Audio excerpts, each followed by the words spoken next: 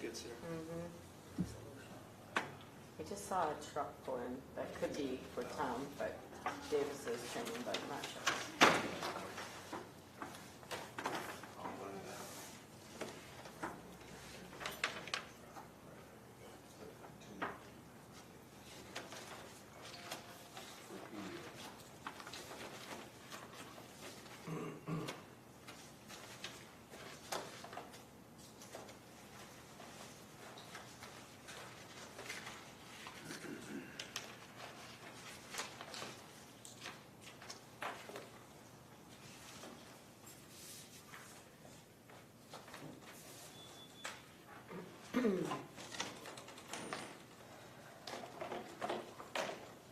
Morning. Good morning. Morning. Morning, Chris. Good morning, Chris. Good. How are you?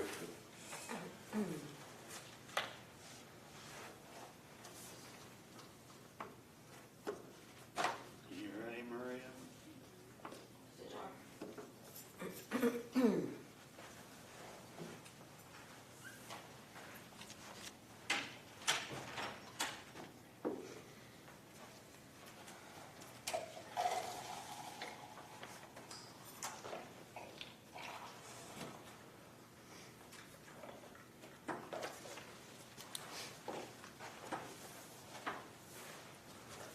Ready, Chris? All right. We will call the meeting of the ROE Professional Development Alliance to order at 9:01 a.m. Maria, roll call, please. Mahatko, Here. Caparelli, Here. Schraek, Here. Schwick, Herman, Mon. Here. We also have Shelley, Yes. Starling, Yes. Chignoli, She's not here. Winchesky, Here.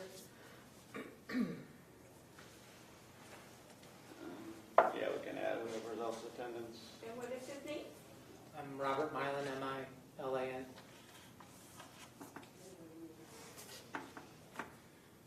And then we have John Kraft, Craft with a K. K-R-A-F-T.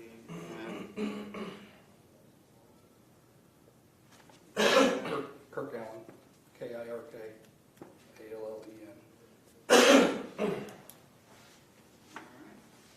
Got everybody? Yes. Okay. We need a motion to approve the minutes of the board meeting on September 21st, 2023. So moved. Second. So moved by Mon, second by Schreck. Any discussion? Hearing none, I'll do a roll call. Mon, Yes. Schreck, Yes. Caparelli, Yes.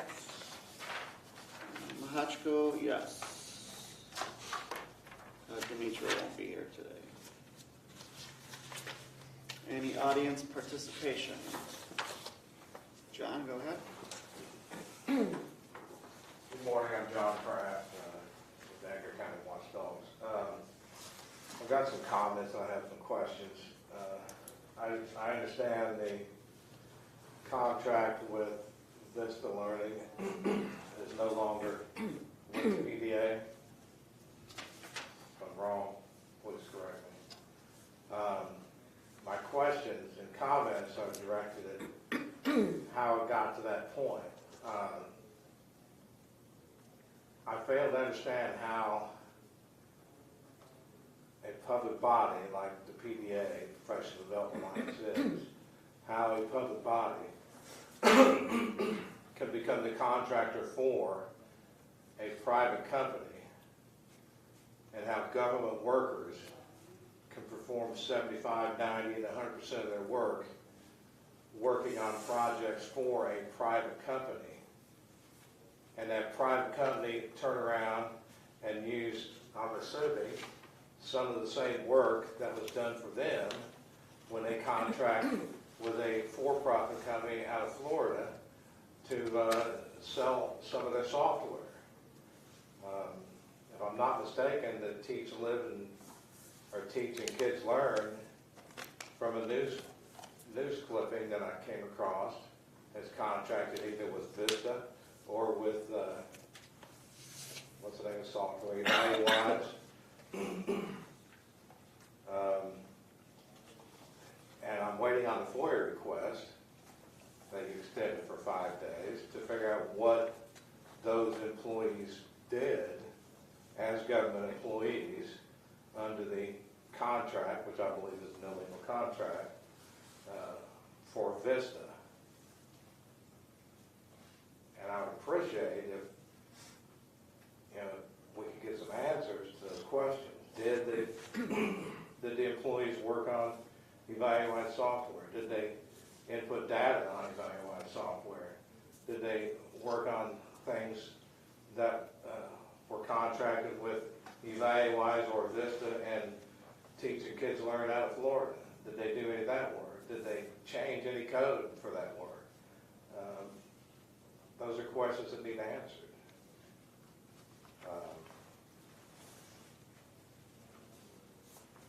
I appreciate an answer. I will send some more freedom-based act requests, not very many, but at least a couple more. So, Okay. thanks. Thank you. Any other audience participation? Yep, go ahead. Yeah, my name is Kirk Allen. I just have a couple of questions on some documents I had read in the past. I'm just trying to understand the makeup of the P.D.A. One of the letters that was written by a lawyer to IMRF outlined that the P.D.A. has 2 voting members. But when you gave roll call, I believe it was 4 members here. So how many voting members do you have? We have 6.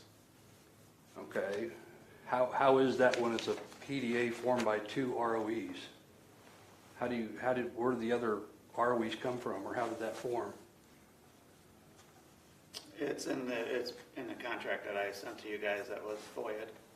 In the In P.D.A. the agreement, the latest updated agreement. Okay, I'll have to go back. Addresses all that. I'll have to go back and look at that.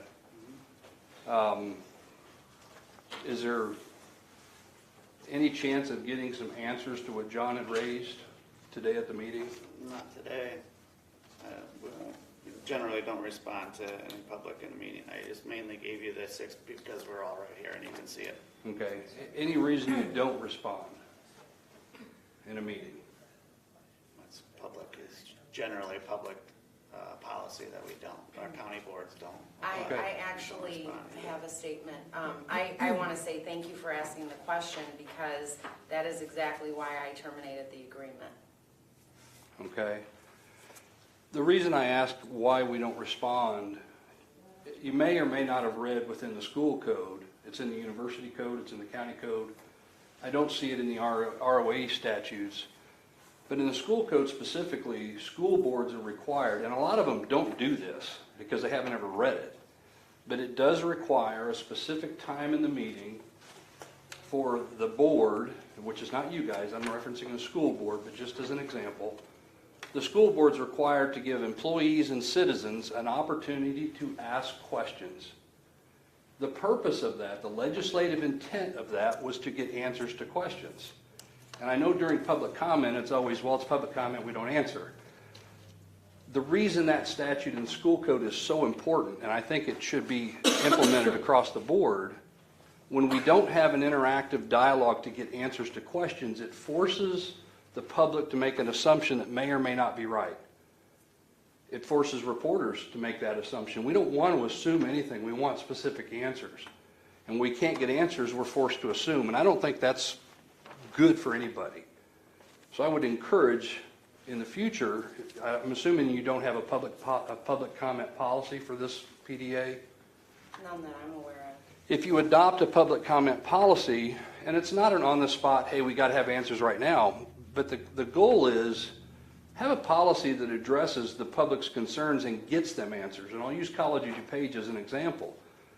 They actually write down what the questions were, and they make sure they get a response, either posted on their website or sent back to the people that asked the questions.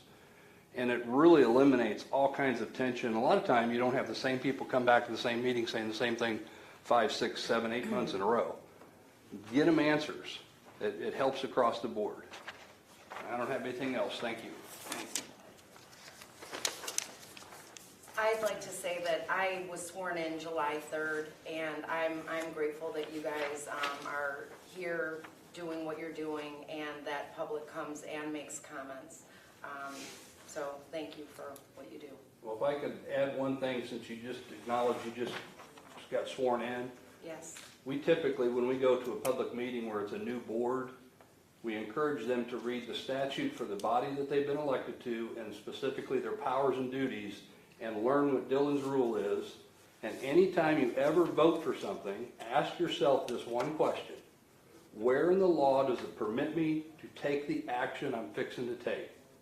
Because we see action taken all the time, but a lot of times there's no law that allows that to happen. Thank you. Thank you. All right, any other audience participation? Consent agenda.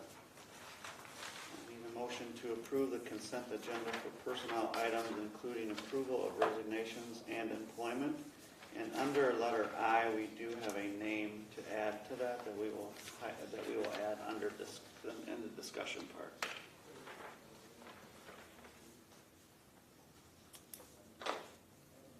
You're looking for a motion here? Yes. I'll move.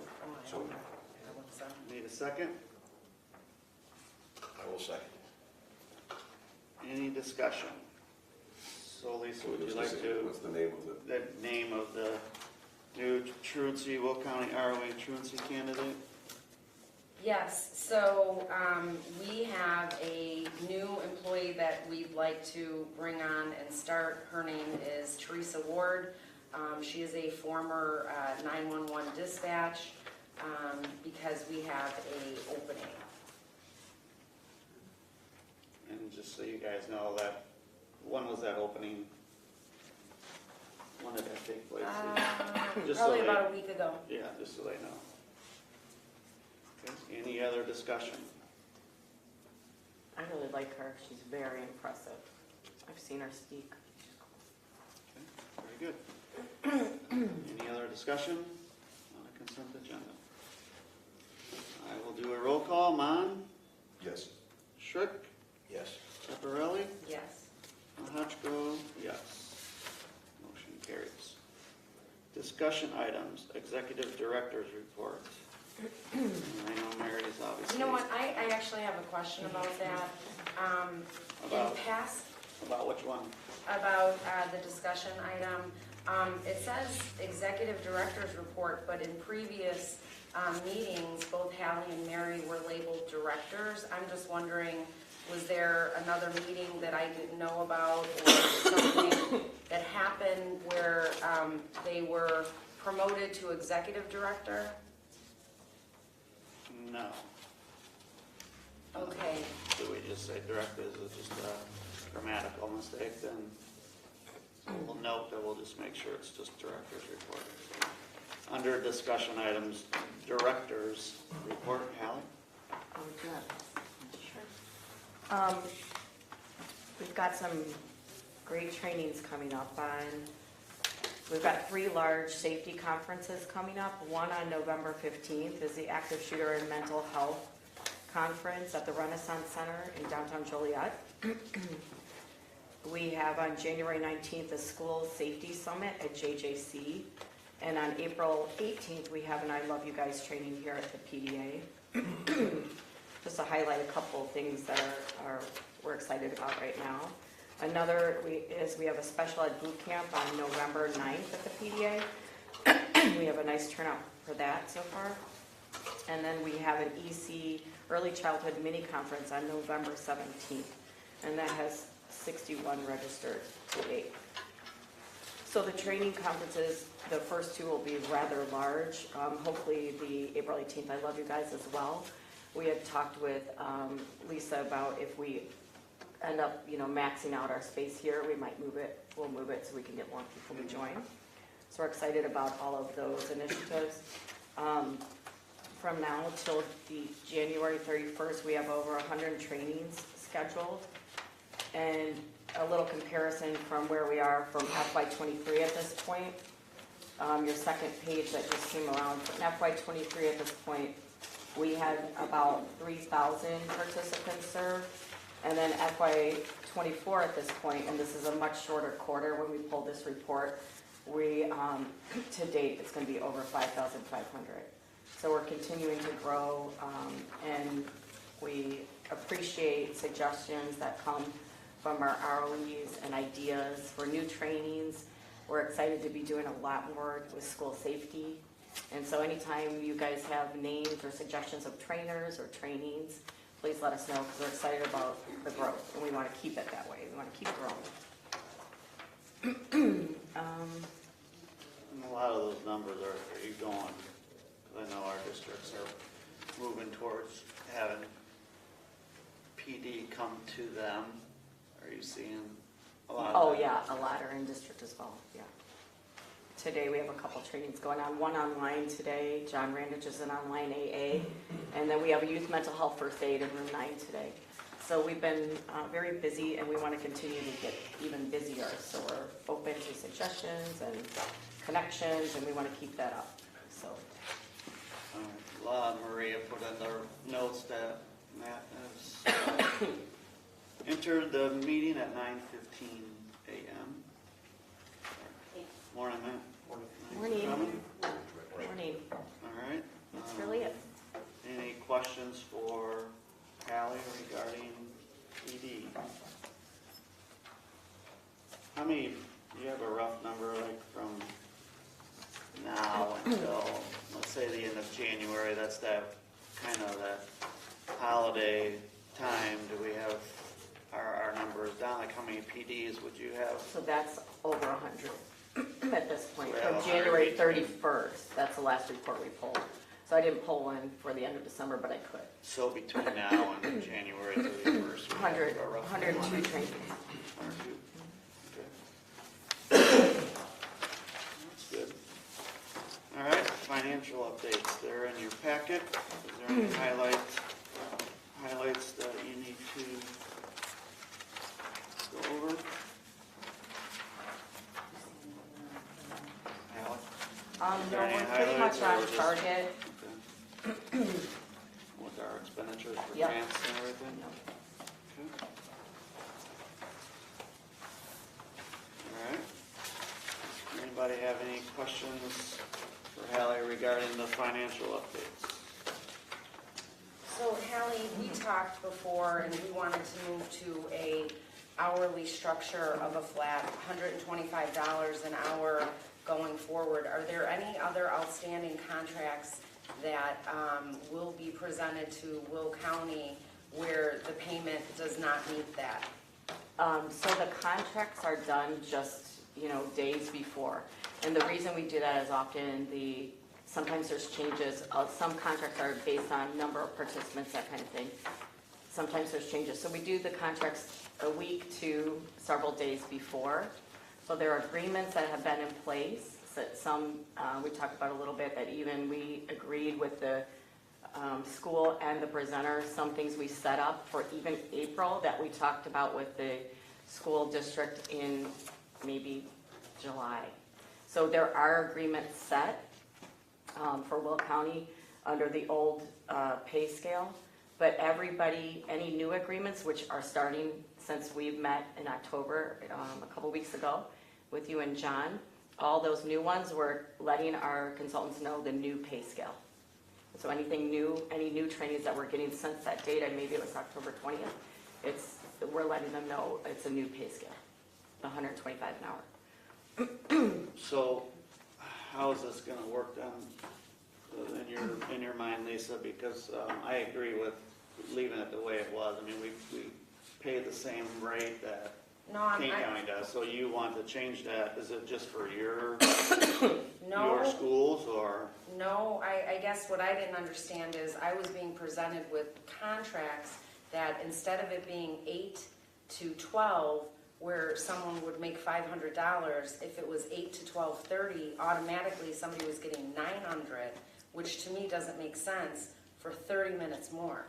Now, if legitimately it takes 30 minutes more to do that training, or we're going over for whatever reason, why would we almost double what that person was making? That doesn't make financial sense to me. And I just thought, you know, is it clock hours that we're looking at? Like what would make one person's pay one way and another so it didn't seem equitable across the line for me. Can you explain that? So at we've all? always done half and full day, and our cutoff was just anything over 4 hours was considered the full day, and that's just always how we've done that. So within each training, there's a lot of planning and prep. The majority of our things are half day, and so once in a while they get the full day, and it may be just a little bit into those that half hour, but it's also the same if it's 7.5 hours. It's that same 900. So we have never done it as an hourly. We've done it as a set rate, half day and full day. And that half day and full day rate isn't just that hour or that 5 hours or 6 hours. It's also all the planning and prep that went into it, and them, you know, commuting there and getting there. And so we also are careful to make sure we're in line with other ROEs and ISCs. So we meet with our PG directors once a month, and every year we ask what everyone's paying, so we're competitive, so we don't lose these consultants to higher paying ROEs or ICs. Kane County does it exactly the way we do. DuPage is double what we pay. Well, I'm not trying to be Yeah. unreasonable, I'm just trying Yeah, to be no, more and I know, I'm just trying to responsible. explain, absolutely, I'm just trying to explain, like, so there's a lot more that goes into it, and so we just have always done the half day and full day rate. Again, that full day rate for 900 might be 4.5 hours, or it might be 7.5 hours, you know, depending on what the school district is needing. So are you saying that we would not find vendors to provide professional development if we stayed with a more, I don't know, what I consider to be fair? Because if I'm doing a 7.5 hour presentation and my fee for that is $900, I would be very upset if I hear another presenter's doing it for 4.5 hours, getting the same pay I So get. all of our presenters understand our rates and are fine with our rates. So it's not like this presenter and that presenter. It's all half-day, full-day rates. So they know sometimes it works out in their favor. The majority of what they do is half-day rate. They know sometimes, oh, this is only 4.5 hours, and I prepped 4 hours before I got to this training. So this took me, in their consultant mind, 8.5 hours But of Hadley, work. we're both educators. Mhm. If I've taught the same lesson over and over, and these presenters are doing the same thing over and Oh, so over, this is what very- prep is going into it? Every one of their trainings is customized, every one. They meet with their, us first, and then their school person. So they're not canned. We did have at one time, there was kind of like this CAM program, it was called Foundational Services. It came down from ISB, and we had no choice. And our districts and schools were not very happy with it. It was just CAM program, CAM program, CAM program. That was just one flat fee. So they are customizing their trainings. But I guess my question is, like, the workshops that you do, you want to do hourly, but like, how do we do that? I guess to me, if I'm Moving forward, one I of don't- these presenters, and I hear that one of my colleagues is doing a full day, yet I'm working half an hour over, and I'm gonna make the same amount, I mean, it just doesn't seem equitable. Because it can switch at any time, and they know their half-day and full-rate day rates. So if it's presenter A, one time is doing the under 4 hours rate, and B is the 4.5 hours, that could switch at any time, depending on, you know what I'm saying? Like, really. okay, so say we use like 2 people, like we have Tom Davis, say John Randich is an AA, that's a little different, but say John Randich is doing a regular PD. One day John Randich may be in a 2-hour one and make the 500, and Tom may be in a 4.5 hour one and make the full day rate. And the next time around, it might be the opposite, where Tom's making, you know what I'm saying? So I do, and we definitely, we'll do like the rate for the Will County ones that you told us moving forward. But there is see what very you're much, doing, let me explain Yeah. what you're doing. You're cutting my legs off from under me, because if vendors now know they could go to Kendall Grundy or DuPage and make double what we're paying, it's, how many speakers am I gonna get? I think you're making my point there. I'm afraid we're gonna lose them with the hourly rate to DuPage. I'm afraid they're gonna just go to Kane. It's the same. No, now we're gonna be paying less than all of those people with the hourly rate. That's what I'm afraid of, that we're gonna lose these good people they just drive about 20 minutes more and get paid double, Well, I'm gonna reach out to those ROE soups, because this just doesn't make financial sense to me. Well, that's why I'm always welcome you asking, and we talk about it, and,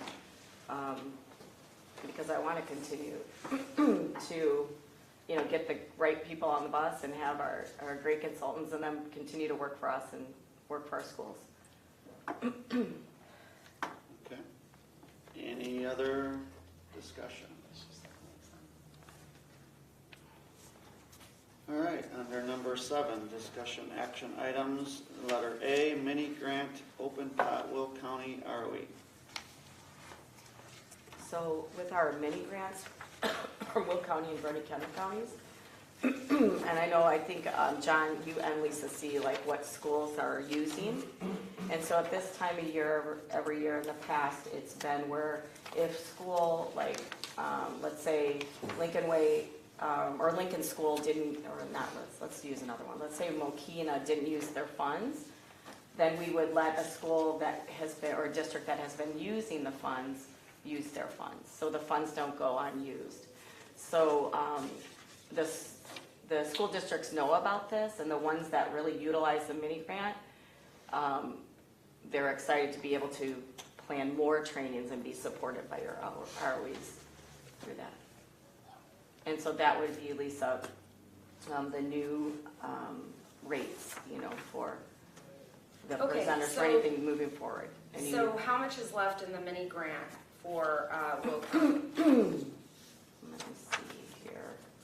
You know what, mine is cut off, but I think, do you remember? I've got it here, but it's cut off.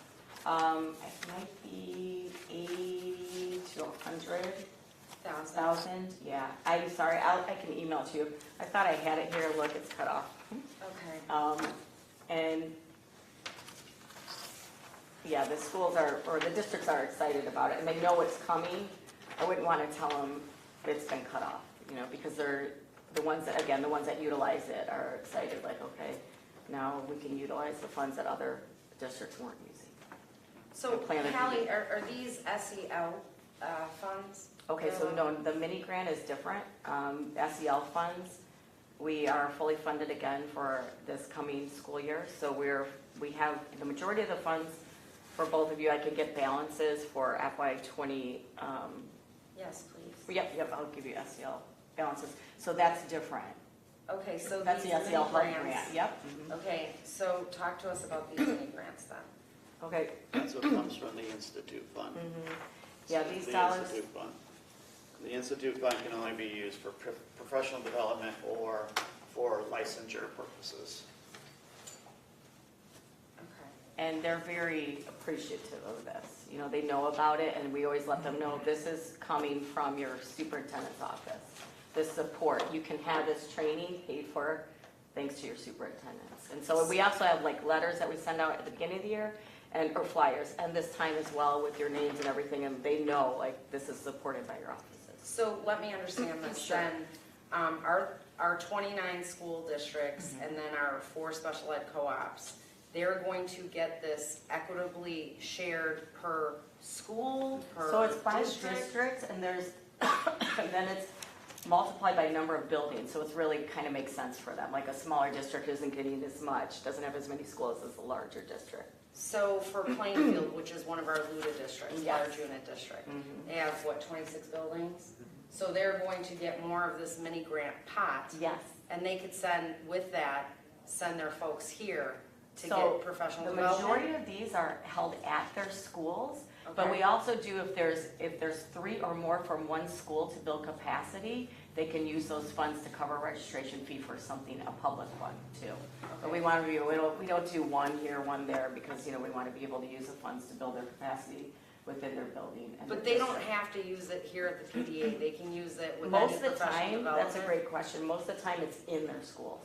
Yeah, the districts in this school building, that school building. But that's not what I asked, though, I'm saying, Oh. can they hire outside consultants? No, They they're- have to work through They're us? through our consultants, yeah, Uh-huh, yeah, okay. yeah.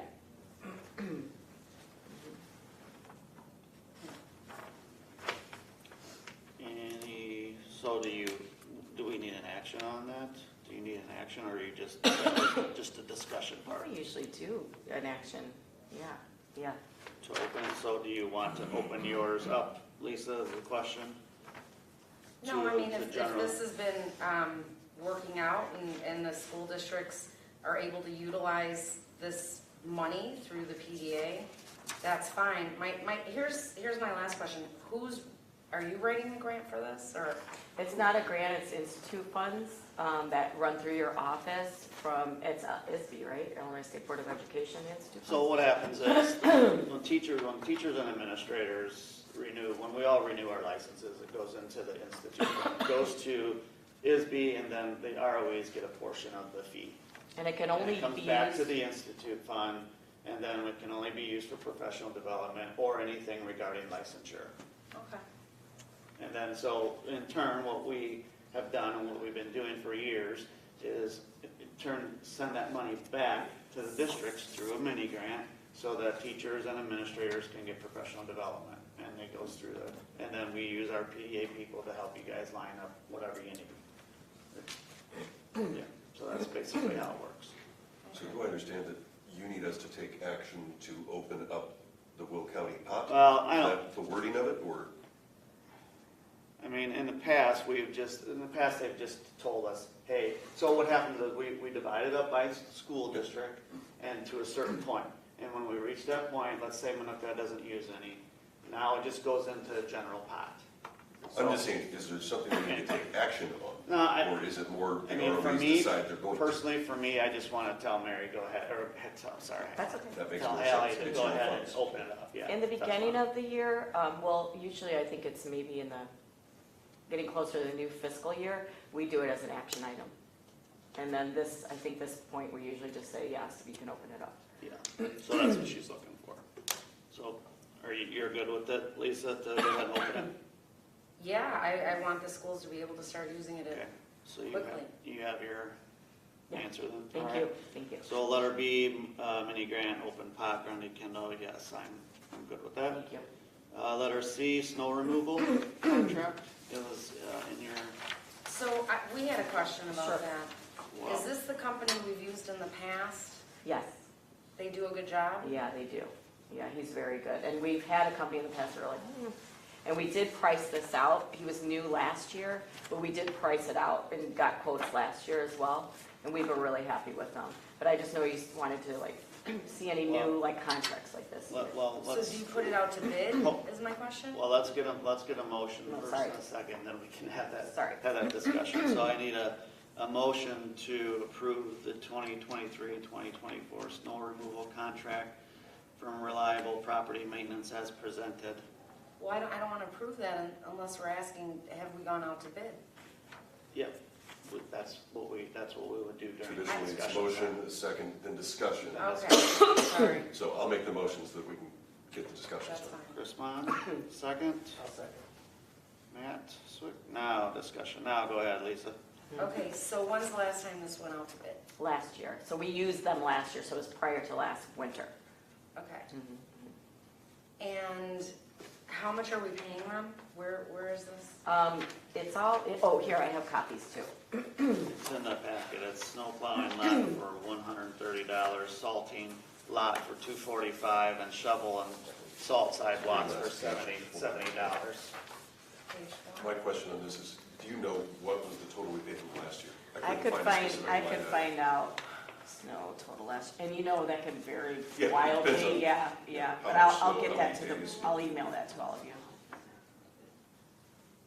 I But didn't he was think- I very didn't think I saw like any line item in the budget that was like over 25 Yeah, or 35,000. yeah, so- no. Okay. He is very reliable, and then we do have these hours where we have trainings where we're pulling up at 6:45 or 7 a.m. a lot of times to get ready for the presenters and get rooms ready. So he had it ready for us, so by the time participants and everyone, as well as staff, come in, it was done. So we were very pleased with him last year. So snow plowing for $130, so every time they come out, they charge $130. Mm-hmm. Anytime that they come out to salt is an additional $245. Yeah, and this lot's huge, so I get that, but, we've got a huge lot, and we can't, he does something, I think it's in here, where it's like, it's salted. He's salting, if he comes out, he's salting, and I don't know what he called it, basically, like, I'm not gonna be liable, see the liable. Well, that brings up a good point. I see this shovel and salt sidewalks for $70 every time they come out. That's fine, but they're saying they're not liable for any slipping or falling. So speaking of that, we have insurance. Yes, we have liability insurance, yes. Okay. All right. If they, just a question, Yeah. like, when they plow, are they also putting salt down at the same time? Like, is it both of these charges for one of those, or is it one truck plows, one truck salts? No, I've seen them here with his trucks, but it's No, two it- separate? It depends. If we have trainings, then I will call them out to do the back. Otherwise, they don't come, they just snow plow, but they don't salt. Now, if we have trainings, then I do have them salt the back. Okay. Any other discussion? Okay, we'll do a roll call vote. Chris Mon, Yes. Matt Swick, Yes. Paul, Yes. Lisa, Yes. Chris Mahachko, yes. All right. Current P.D.A. agreement discussion items. So I just wanted to let everybody know, we've been talking at Grundy Kendall, well, it's been, several years, but for sure, with some superintendents, but for sure, really in the last couple of months, it's really ramped up where the discussion is. So we're going to have one more meeting, as I told Lisa on the phone yesterday or so. It looks like we're leaning towards dissolving P.D.A. at the end of June 30th, 2024. And one of the reasons is, well, lots of reasons. First of all, when you look back at it 30 years ago when P.D.A. was formed, Grundy Kendall was nowhere near the size it is now. So it really did probably benefit us a great deal. But lately, what we've seen, and that's why I wanted to ask Callie earlier, obviously the trend is going towards bringing more PD to the districts. And Coal City has their own training center. Yorkville just came online with their own a couple months ago. Manuka High School is in the process of finishing a building now, and they'll have their own professional development center. I know Manuka Grade School, or Manuka Elementary, uses the boardroom every once in a while for trainings. So my point is, throughout both of our counties, more now than ever before, since the significant growth that's happened in Kendall and Grundy, is that we have a lot of our own facilities and that we can do presentations at. We also have much more choices as far as restaurants to cater those events. So to bring lunch to the trainings, to bring breakfast to trainings, all-day trainings. And again, a lot of our schools are really pushing me, and we're having a lot of conversations about bringing trainings back to the district so that they don't have to pay for mileage and they don't have to, well, quite frankly, in the next 10 years, sit in traffic on Interstate 80, because while they say it's going to be 6 to 8 years, I don't think that's going to be true building those bridges. So anyway, that's kind of, I just want to give you all a heads up on that, and that's kind of where we're at. We're going to meet one more time. I'm going to set up a Zoom one more time to talk, but I have a question. so a lot of those people, like Morris, I'll get to. So a lot of, like Morris has a place. We have a community foundation in Morris that has a room. So we're just, I don't know, we're leaning towards that, weighing it all out and going from there. So yeah, go ahead. So I guess my question is, why did you guys renew your lease on this building if you've been talking about this for 3 years?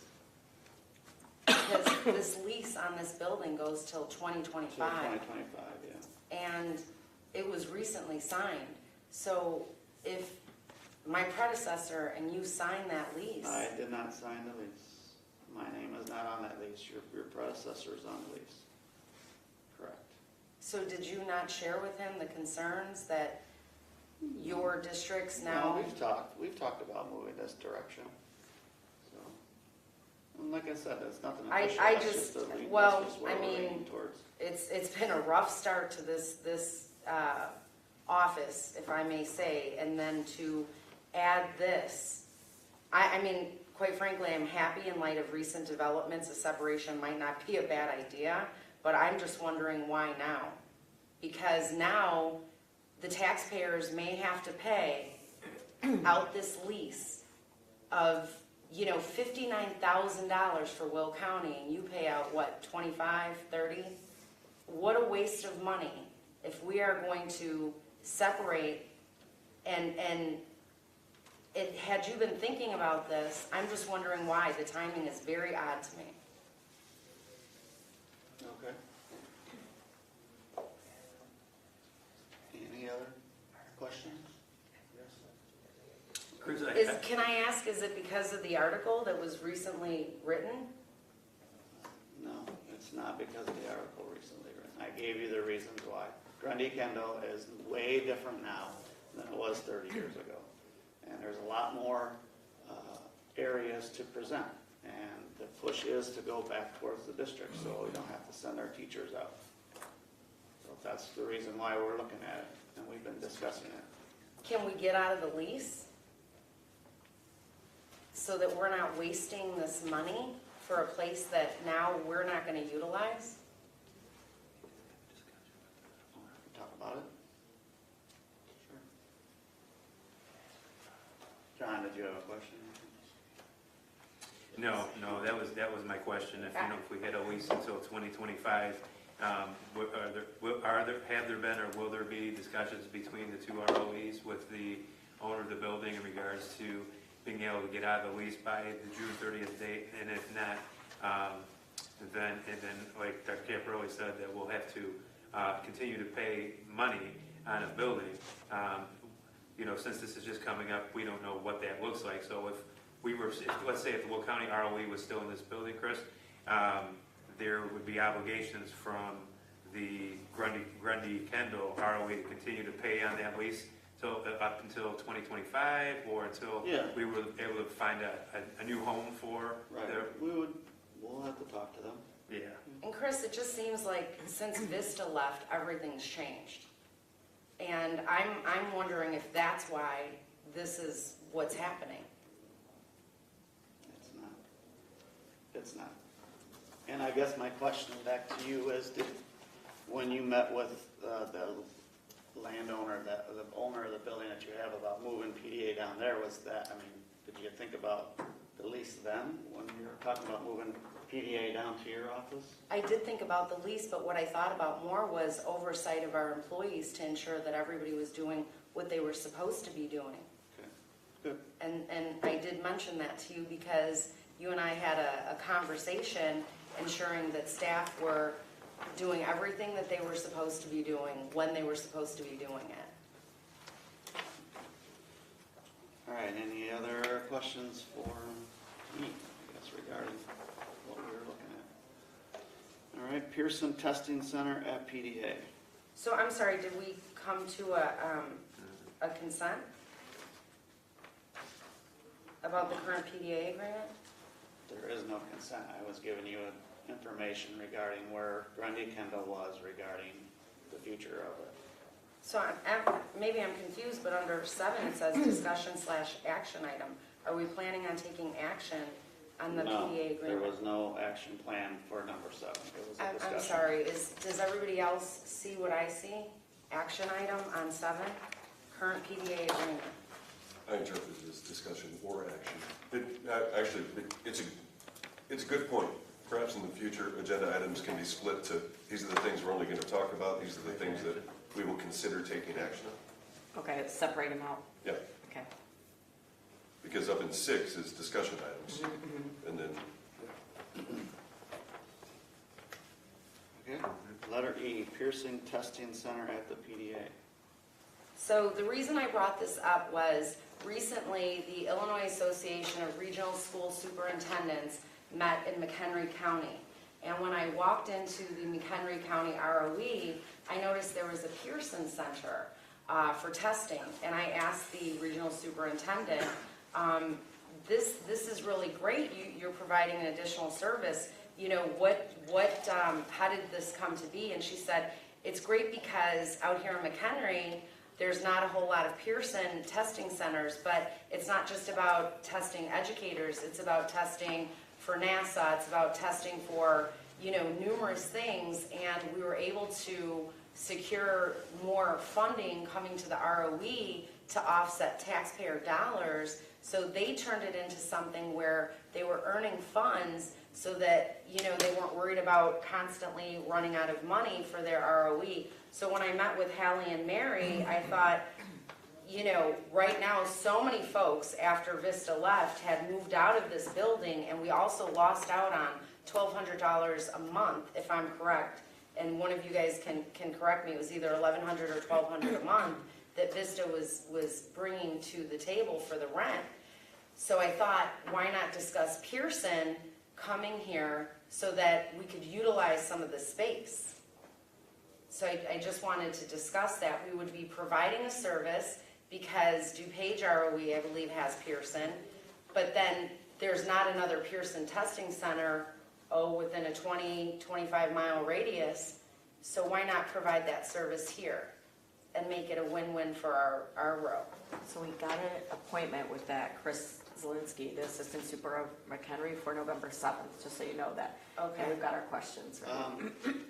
I thought you had, I think Will County ROE has an agreement with Joliet Junior, because Joliet Junior College, I think, is a Pearson testing center. So are we certain about that? Because that I had not heard of. You may want to check with Joliet Junior College on that, Okay. Oh, if they I do will like call the maybe a president. radius kind of. because we have our own testing center in Kendall. In your building, Chris? Yes, we're Pearson View Testing Center in Yorkville, at the Okay. Yorkville office. And does that raise funds for your row? Minimal, enough to cover our test proctor and the equipment and to provide the service, yeah. That'll happen when GED was moved from paper pencil to computerized. It used to be $50 for paper pencil for people that needed the GED and to need that next step moving forward in life. And then Pearson took over, and now I think it's $150. So I think it kind of defeated the purpose, but at the time, we opened it so that we could provide the service, and it still continues today. Okay. I'll check with Joliet Junior College, and maybe we can put that on the agenda for next time. Okay. And then we'll report out on our meeting with Chris Thank you. Zielinski, sure. Any other discussion on the Pearson Testing Center at the PDA? All right, no reason to go to closed session. Need a motion to adjourn at 9:47. I need every other motion. No one's going to step up here. So moved. Chris?